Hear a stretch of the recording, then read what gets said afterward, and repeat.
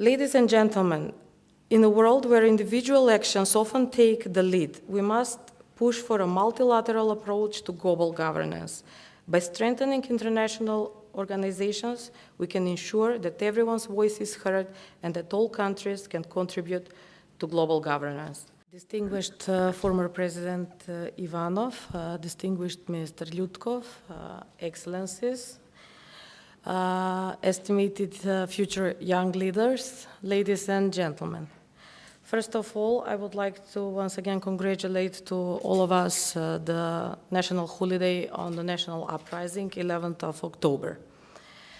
Coming from the MFA, I still share the impression from the 79th session of the UN General Assembly, and I would quote the Secretary General himself. He said that our world is in a whirlwind, and now we are faced with epic transformations and being faced with challenges like never before, challenges that demand global solutions. Having heard the discussions in the first panel, I think that this is the overall perception in today's world. Unfortunately, we are living in a volatile world, a world where geopolitical divisions keep deepening, which is why sustainable development, security, and economic diplomacy demand our urgent attention and concrete action. As we confront unprecedented challenges from climate change to geopolitical tensions, it is imperative that we leverage these elements to foster a robust framework for global governance. Sustainable development is not merely an ambitious goal. It is a necessity for our collective survival. The United Nations Sustainable Development Goals serve as a blueprint for a more equitable and sustainable world. They remind us that economic growth must go hand in hand with social inclusion and environmental protection. In pursuing sustainable development, we are not only addressing the immediate needs of our population, but also securing the future for generations to come. By investing in renewable energy, promoting sustainable agriculture, and ensuring access to quality education and healthcare, we create resilient communities capable of weathering the storms of change. At this moment, we have to bear in mind that sustainable development cannot thrive in a vacuum.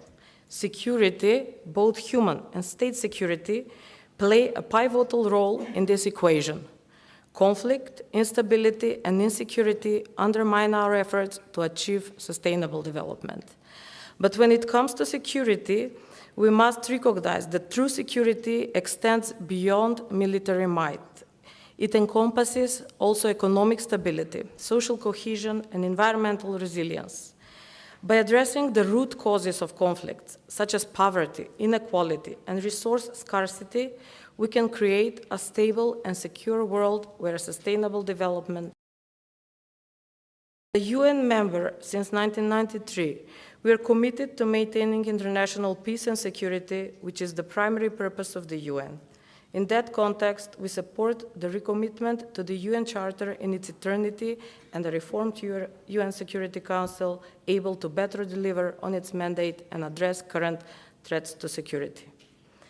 In this landscape, economic diplomacy emerges as a crucial catalyst for fostering collaboration and promoting shared interest. Through diplomatic engagement, we can build partnerships that transcend borders, enabling us to address global challenges collectively. As our world becomes more connected, we need to cooperate to solve our shared problems, and economic diplomacy is a key to do this. Economic diplomacy encourages nations to work together in areas such as trade, investment, and technology transfer.